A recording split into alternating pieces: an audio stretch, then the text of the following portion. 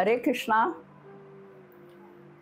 भक्तिकालीन युग में मुगल बादशाह जहांगीर के शासनकाल में उसका एक सेनापति था जिसका नाम था लाल बेग।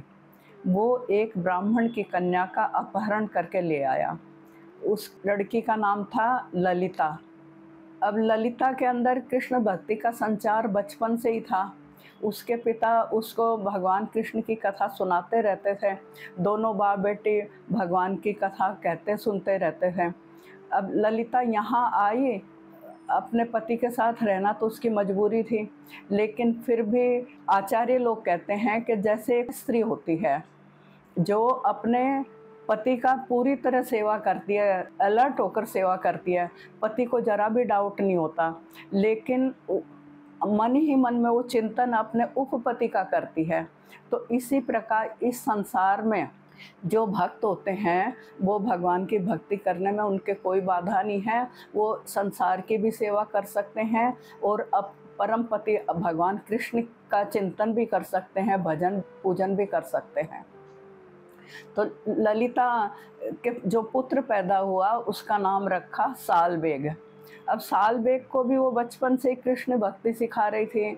जब तब उसको कृष्ण कथा सुनाती थी और उसे कृष्ण का नाम लेना सिखाती थी। अब आगे चलकर उस बच्चे के चर्म रोग हो गया।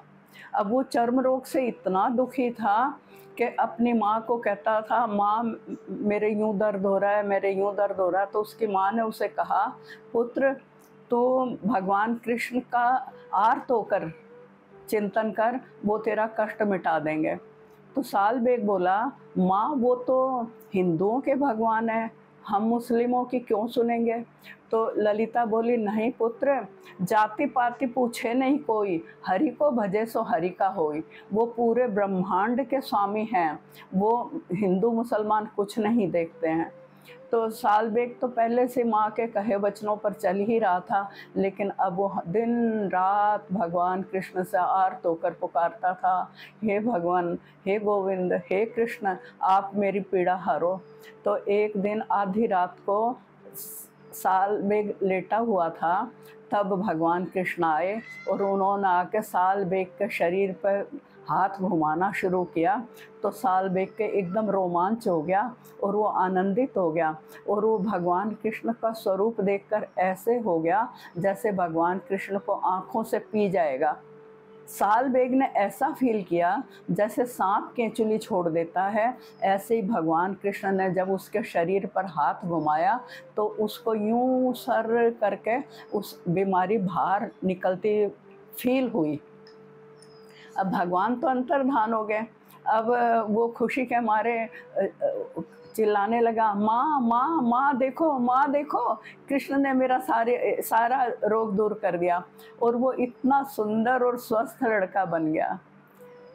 आज भी जगन्नाथ जी की रथ यात्रा निकलती है तो जगन्नाथ जी का रथ जगन्नाथपुरी में जो साल बेग की समाधि है उसके आगे कुछ देर के लिए जगन्नाथ स्वामी का रथ रुकता है।